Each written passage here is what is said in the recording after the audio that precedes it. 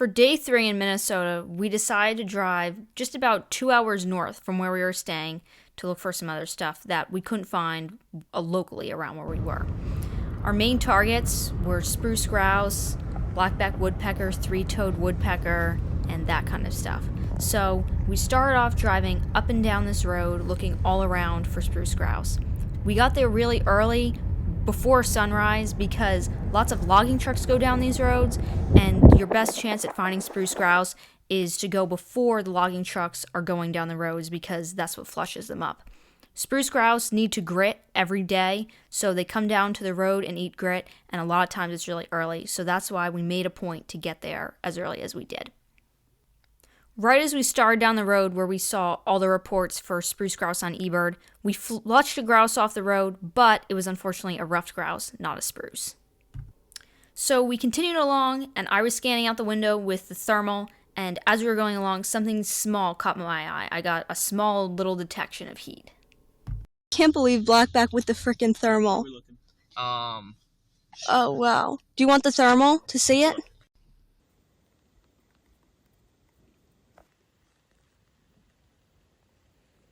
That was a shock. It's so freaking cool, though. I'll tell you, I did not think we were going to find black-backed woodpecker with the thermal. Well, the thing, but at least now we know we can use it for free tow. Oh, yeah, I didn't even think of that, but totally. I didn't even know what it was at first. Like, it was giving off, like, such little heat. You know how sometimes, like, oh, there was something else back up. I think it was another woodpecker. I want to spin out. Yeah, don't spin out. I'll let you know when. Just back a little. It's pileated. Is it really? Yeah, right at eye level.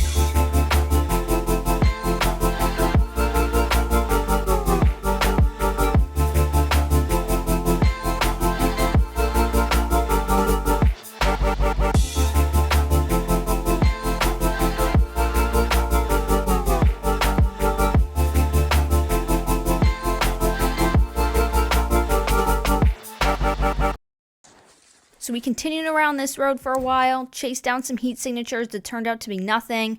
We did come across one heat signature that looked like another woodpecker, but it was far. We were never able to see it with our bins. It's a woodpecker. I saw like a piece of bark fall off. I don't see any heat signatures. I'm pretty sure it's a woodpecker. I was looking at it and I saw like a worn piece of bark go trickling down. See it pecking a little bit. Could just be a squirrel somewhere. You think a woodpecker would be moving up and down, but I just don't see it. I don't think it's an owl. Yeah. After we finished up at this road, we then headed off to another area that wasn't too far from here to look for American three-toed woodpecker, which was going to be a lifer for me and Matt. So we got to the spot, and just about right as we got out of the car, we saw a woodpecker fly right over the road. So we're out here along some random road. Oh, are you videoing?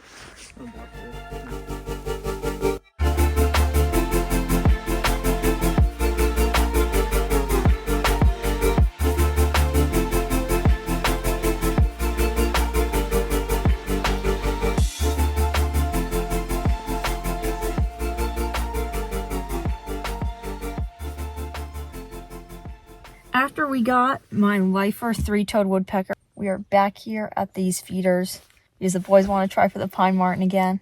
It comes apparently pretty sporadically to peanut butter that's put out at this feeding station.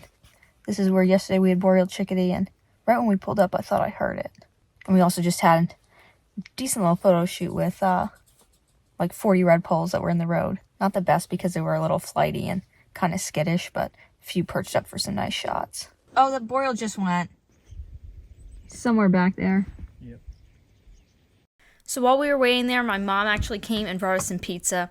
And I was actually sitting in the car eating, still looking out the window. All of a sudden, I noticed a woodpecker flying in one of the trees by the feeders. And it turned out to be a female black-backed woodpecker. We waited around at this spot for a while for the pine marten, but it never showed up. So then we decided to head over and look for that trumpeter swan that we had missed the day before. Here comes the canal. Ditch, whatever you want to call it. They said it was really close in the canal and giving great views. There it is. No way. Right there. Oh, dude. Literally right here. Is it really? Sick. No, I'm lying. Oh my god. That's like I should take off the teleconverter. There's this one pair of trumpeter swans that comes back to the same spot in Jersey every year. And I've seen them there every year since probably like 2014 or something, 2015. But I've never gotten views of a trumpeter swan like this.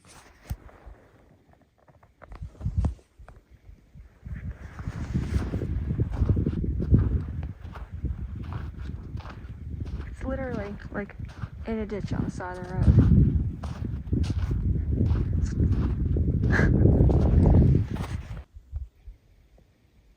Or they're around here, they Yes. don't stick around in the winter.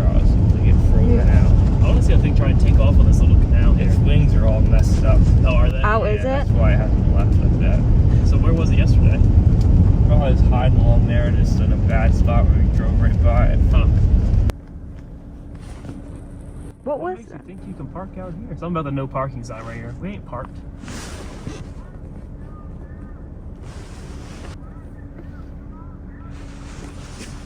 Start driving, Jonathan. He's got a loudspeaker. His deck or something? Oh, that's what I'm saying. I don't know where he's on the loudspeaker yelling at us because he pulled over for 2 seconds to look at the muskrat. I couldn't really hear what he was saying. I just heard yelling. I'm gonna have the sheriff come out here and tow it. Move it or lose, or I'll have the sheriff come out here and they'll tow it. Good night. A whole bush of the turkeys. Whole bunch of hens. Chickadees. I think this is the first time I've ever seen this lot in the time that we've been here that there's like absolutely no one here. Pull in here, do a little snooping around. Leave our buddies out. The ermine? Yeah. I think he probably just lives in there now with its piece of meat. Mm-hmm. We really just happened to get here at like the exact right time for that thing. Pulling it out, looks like. Oh yeah, there's your problem. Don't. Oh, thank God. Okay. I thought they had it attached to the trailer hitch. They just pulled into the shoulder to park. They pulled into the berm. That looked pretty bad. Yeah, he was like fully in the berm. I'd get scanning for great grays. I'm gonna drive this pretty slow. Yeah. Once it started to get to dusk, we started looking around for great grays again, cruising around for them. And while we didn't come across any of them, we did come across some ruffed grouse that were out in the middle of the road. Gonna hop out. There it goes. Did you get it? I hope you did. Hey, Blue. Did you get it? Yeah. Good. Sweet. Thank you very much. Oh God, that road is like a brick. Oh my God. Yeah, it is. I like plopped down onto it. Cool. I'm glad you got the I'm glad you got the grouse shots though. That's cool. I don't think you barked at them enough.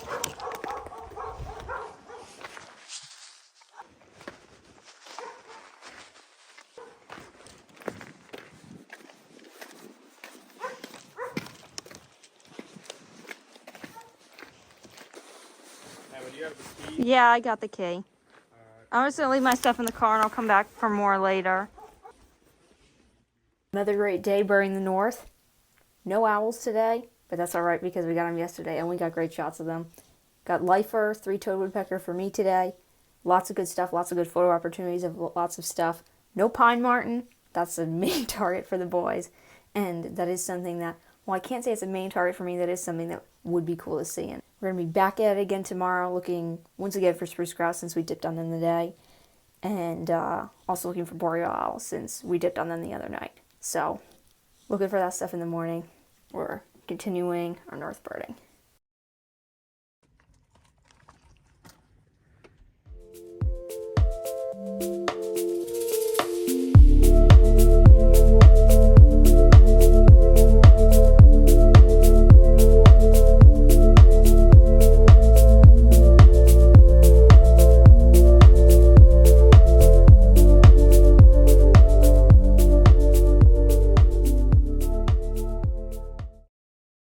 For day 4, I was the one who did all the driving. And we started off in the far northern area where we were the previous day, so around where we were looking for the spruce grouse. We got there early and were looking around for boreal owls. We had the thermals out. We did find a red-breasted nuthatch in a tree roosting, but unfortunately we did not come across any boreal owls. We cruised up and down the roads for a while, and we did get a flock of around 30 redpolls, but aside from that, we didn't find much. Next, we went even further north to Grand Marais. There had been huge flocks of Bohemian waxwings around there, and that was something we wanted to work on photographing. So because I was driving, I don't have footage of this, but we drove all along the coast of Lake Superior to get up there, and it was really cool. Like big rocks, great views of the lake, and it was just awesome.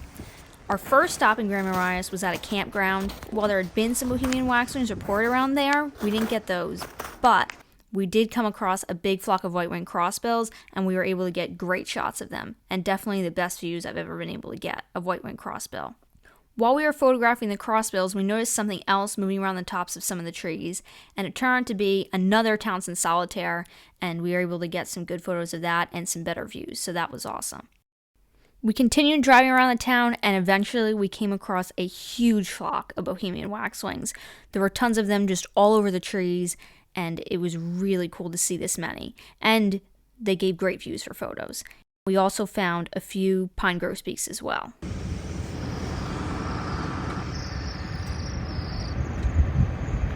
There's even more over there by the boys. This is crazy. Come on.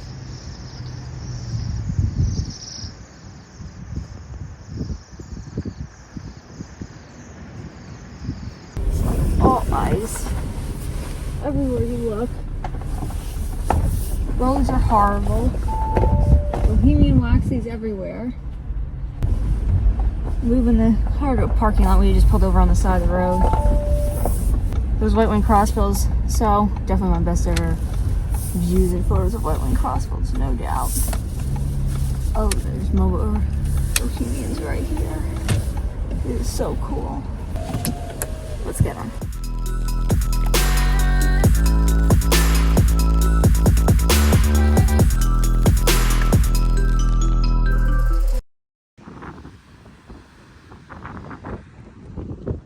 After working on photographing the waxwings, we stopped by Lake Superior to scan the lake. We didn't find a whole lot, but we did get some common golden eyes, which were new for our Minnesota list. And it was also just so cool to get some good views at Lake Superior. Shot the shit out of some Bohemian waxwings and white-winged crossbills. Now we're just checking out, see if we can get any stuff around here. Got some herring gulls flying over and some common golden eye. But it's windy, it's cold, but it's awesome out here.